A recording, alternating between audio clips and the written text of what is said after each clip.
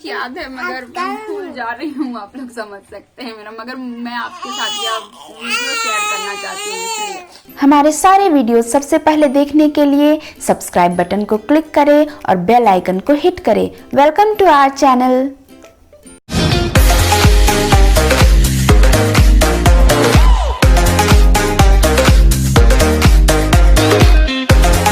नमस्कार दोस्तों, आज के इस खास वीडियो में आप सबों का स्वागत है। मैं हूँ सीमा और आज का यह वीडियो नवरात्र स्पेशल वीडियो है, जिसे मैं बहुत ही मुश्किल से शूट कर रही हूँ, क्योंकि आप देख पा रहे होंगे कि बीच बीच में कुछ बड़े ही छोटे छोटे व्यवधान आ रहे हैं। व्यवधान नहीं है ये, यही तो है इस चैनल के असली मालिक। तो इनके साथ ही आज का यह वीडियो शूट कर रही हूँ। ये यदि बीच बीच में आते हैं तो उसके लिए मैं आपसे, और यदि आपको उससे परेशानी हो रही है तो इसके लिए मैं आपसे माफी मांगती हूँ। और यह वीडियो शूट करने का मेरा मकसद सिर्फ इतना है कि मैं आपकी अपनी बातें आपके समक्ष रख सकूं, और वह यह है कि पिछले कई दिनों से मैं सोच रही थी इस नवरात्र के बारे में, दुर्गा माँ के बारे में। तो क्योंकि मैं साहित्य से रिलेटेड हूँ, इसलिए हमेशा ही मुझे कविता, कहानियां, ये सब हमेशा मेरे जहन में घूमती रहती है। तो सोचा कि क्यों ना मैं एक कविता आपके साथ शेयर करूं जो मेरे दिल के बहुत करीब है, और मुझे यह कविता बहुत पसंद है। यूं कहूं कि मेरी सबसे फेवरेट कविता यही है। जब भी मैं दुखी होती हूँ, जब भी मैं निराश होती हूँ, जब भी मुझे ऐसा लगता है कि नहीं अब तो सब खत्म हो गया, अब तो क्या कुछ नहीं बचा है इस तरह से, तो मैं यह कविता जरूर सुनती हूँ, पढ़ती हूँ, देखती हूँ। और आप यकीन मानिए, यह कविता सुनकर पढ़कर मुझे एक अंदर से एक अजीब सी शक्ति का अनुभव हमेशा होता है। तो यह कविता है राम की शक्ति पूजा, जिसे महाकवि सूर्यकांत त्रिपाठी ने लिखा है। आप सभी वाकिफ हैं उनसे, और उनकी इस कविता से भी। कविता का शीर्षक है राम की शक्ति पूजा। तो यह कविता शुरू होती है, इसकी पृष्ठभूमि मैं आपको बतला दूं। कविता का यह जो भाग है यह लिया गया है कीर्तिवास रामायण से। कीर्तिवास रामायण है बांग्ला में। कीर्तिवास नाम के जो कवि है वो एक बांग्ला कवि है। तो जैसे यहाँ हिंदी में या अवधी में रामचरितमानस की रचना की गई, हमारे तुलसीदास के द्वारा, संस्कृत में वाल्मीकि के द्वारा, तो सबने अपने अपने तरह से अपने अपने प्रसंगों को उठाया है। तो कीर्तिवास के बांग्ला रामायण में यह प्रसंग आता है। तो कविता कुछ इस तरह से है कि जब राम और रावण का युद्ध होता है तो काफी भीषण युद्ध हो रहा है। इस युद्ध में राम पर भारी पड़ रहा है रावण। तो रावण भी बहुत शक्तिशाली है, आप सभी जानते हैं उनके ताकत का, उनकी विद्वता का, कि वो बस उनमें कुछ तामसिक वृत्तियां थी, इनकी वजह से वे राक्षस कहलाए, वरना उनमें भी बहुत सी शक्तियां थी, वे काफी विद्वान थे। मगर कुछ हमारे अंदर ऐसी वृत्तियां आ जाती है जिसके वजह से वह मानव ना होकर एक दानव या राक्षस की वृत्ति में चले जाते हैं। तो यह कविता अब शुरू करते हैं। तो कविता शुरू होती है ऐसे कि रवि हुआ अस्त, ज्योति के पत्र पर लिखा अमर, रह गया राम रावण का अपराजय समर। रवि हुआ अस्त, शाम का समय, आप सभी समझ ही रहे होंगे, इतनी तो सब समझते ही हैं। तो शाम का समय है और राम रावण में काफी भीषण युद्ध चल रहा है। और रवि अस्त हो जाने के बाद, यह युद्ध का नियम होता है कि रवि अस्त हो जाने के बाद युद्ध नहीं करना है। तो सूर्य डूब चुका है और अब युद्ध नहीं हो रहा, और राम के सभी वानर सेना आ रहे हैं अपने अपने दल के साथ। युद्ध खत्म हो जाने के बाद सभी को चोट लगी है, इधर उधर सभी मतलब एकदम घोर निराश है, क्योंकि रावण की जो सेना थी वे राम की सेना पर भारी पड़ी। तो राम का चेहरा भी काफी उतरा हुआ है। तो वो आते हैं और इस पर काफी, वो मैं बहुत शॉर्ट में आपको बतला रही हूँ, ये इस पर काफी शोध होता है, काफी मनन होता है कि आखिर ऐसा क्या हो रहा है, क्यों हम नहीं जीत पा रहे हैं रावण से। तो वो एक अलग विषय है। तो उसमें राम बिल्कुल चुप हैं, वे कुछ भी नहीं कह पा रहे हैं। तो उनसे पूछा जाता है कि भाई आप भी कुछ बोलिए ऐसा। तो वो बिल्कुल अश्रुपूरित नेत्रों से सबको बताते हैं कि मैंने आज युद्ध भूमि में देखा कि रावण के साथ खुद दुर्गा माँ का जो श्यामा रूप है वह रावण के साथ युद्ध कर रही है, मतलब वो रावण के तरफ से है, उनका वह साथ दे रही है। तो यह उन्हें बड़ी निराशा हुई। वे कहते हैं कि मतलब वे कहते हैं कि क्या ऐसा हो सकता है कि माँ जो आदि स्वरूपा माँ है वो उनकी तरफ हो, जो कि असत्य है, जो कि असत्य की तरफ, या जो अधम लोग हैं उनकी तरफ माँ है, तो क्या यह अच्छी बात है? वे बिल्कुल अश्रुपूरित नेत्रों से उनसे पूछते। मैं एक बिल्कुल शॉर्ट में आपको बतला रही हूँ, क्योंकि जो हिंदी से उतना ताल्लुक नहीं रखते वे शायद इससे रिलेट ना कर पाए, इसलिए। तो वो अश्रुपूरित नेत्रों से देखते हैं और वो कहते हैं कि जामवंत हैं, जामवंत आप सभी परिचित हैं उनसे, सुग्रीव हैं, लक्ष्मण है, हनुमान है, सभी उनके आसपास बैठे हुए हैं और वो उनसे कहते हैं कि प्रियवर विजय होगी न समर। रुक जाओ बेटा। वो कहते हैं कि प्रियवर विजय होगी न समर, यह नहीं रहा नर वानर का राक्षस से रन, उत्तरी पा महाशक्ति रावण से आमंत्रण। देखिए ये कितनी बड़ी बात कर रहे हैं कि राम जी देख रहे हैं कि जो महाशक्ति है वो रावण का निमंत्रण पाकर वो रावण के पक्ष में हो गई है। तो उनके दिल को बहुत कष्ट पहुंचता है कि ऐसा क्यों हो रहा है, आखिर ऐसी मतलब क्या माँ है? माँ तो सबकी माँ होती है, तो रावण के पक्ष में वो क्यों खड़ी है जबकि रावण असत्य का साथ दे रहा है? ऐसे नहीं करो बेटा, जबकि रावण असत्य है, वो अधर्मी है, फिर माँ उनके साथ क्यों है? तो इस पर रुक जा। फिर होता यह है कि सभी लोग बिल्कुल शांत हो जाते हैं राम के कथन को, राम भी बिल्कुल निराश हो जाते हैं। तो बीच में और बहुत से प्रसंग आते हैं जो बहुत अच्छे प्रसंग है, मगर मैं अभी उनका उल्लेख यहाँ नहीं करूंगी। तो फिर उन पूरे युद्ध में जो सबसे वयोवृद्ध जो रहते हैं, हम हर किसी के घर में जो सबसे वृद्ध प्राणी रहते हैं वो हमेशा अपने बच्चों को दिलासा देते हैं या नया रास्ता दिखाते हैं। तो उस पूरे मंडली में उनके जो पूरी सेना में जो सबसे वृद्ध थे वे थे जामवंत।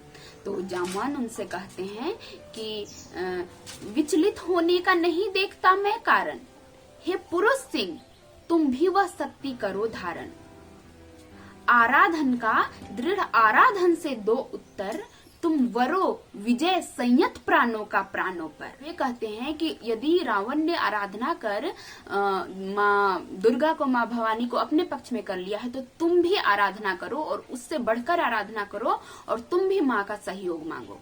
इस तरह से वो उनको सहयोग देते हैं। तो उनके दिल में थोड़ा ये लगता है कि हाँ ये ठीक कर रहे हैं। तब फिर राम भी शुरू हो जाते हैं आराधना करने के लिए। तो वे उस आराधना के लिए उन्हें जरूरत होती है 101 नील कमल की। जो नीले कलर का कमल होता है वह दुर्गा माँ को अति प्रिय है, तो उस नील कमल की उन्हें आवश्यकता होती है पूजा के लिए।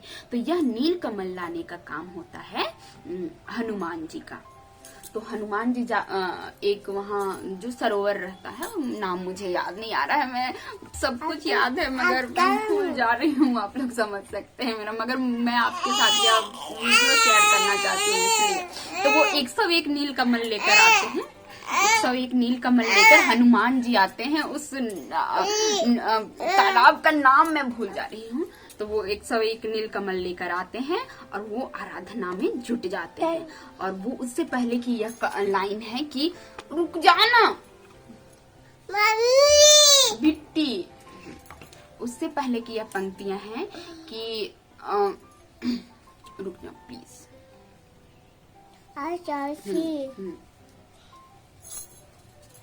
किस शक्ति की करो मौलिक कल्पना, ये बहुत ही फेमस और बहुत ही इम्पोर्टेंट लाइन है इस कविता की।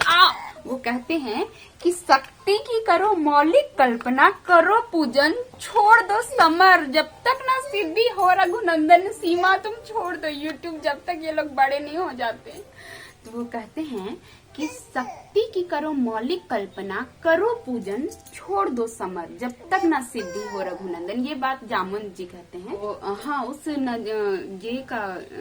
नाम था उसका देवी दह, है ना, जहाँ 101 कमल नील कमल जो लाने के लिए गए थे हनुमान जी, उसका नाम था देवी दह, है ना।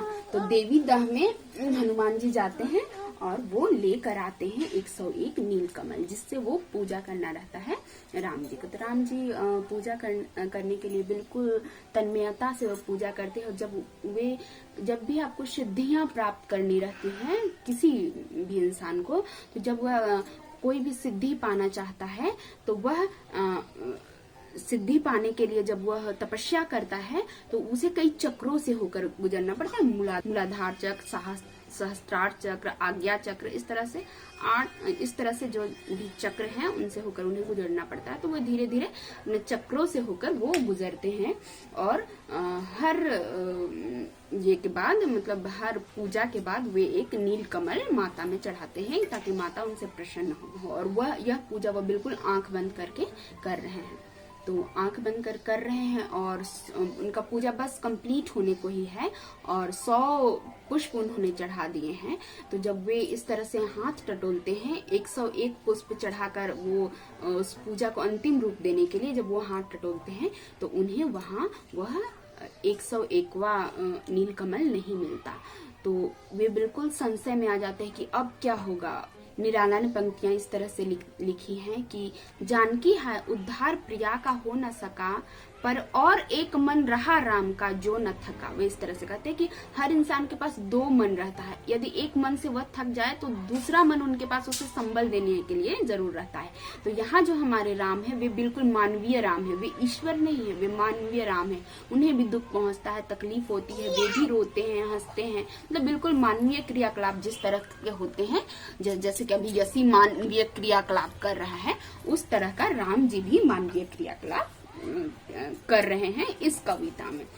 तो फिर वे पुरानी स्मृतियों में खो जाते हैं और उन्हें लगता है कि माता मुझे कहती थी राजीव नयन। राजीव का अर्थ होता है कमल, है ना। और राम जी के जो आंख थे वो बिल्कुल कमल के फूल के समान थे। तो उन्हें लगता है कि अरे अभी तो मेरी माँ मुझे राजीव नयन कहती थी, मेरे पास तो अभी भी 2 कमल हैं, 2 आंखों के बराबर। तो वे कहते हैं कि मैं अपनी इस पूजा की समाप्ति अपनी एक आंख देकर करूंगा, ऐसा कहते हुए, ताकि माँ मुझसे प्रसन्न हो और मेरा यह पूजा का जो ये क्रम है वह ना टूटे। तो ऐसा कहते हुए वे तीर निकालते हैं और अपनी एक आंख माँ के चरणों में अर्पित करने के लिए वे ऐसे करते हैं। तो यह जो प्रसंग था यह माँ ने माने दुर्गा माँ ने राम जी की परीक्षा लेने के लिए ऐसा वो खुद ही माँ उन्हें उठाकर ले गई थी। लास्ट वाला जो कमल था, लास्ट का जो नील कमल था उसे माँ खुद ही उठाकर ले गई थी राम जी की परीक्षा लेने के लिए।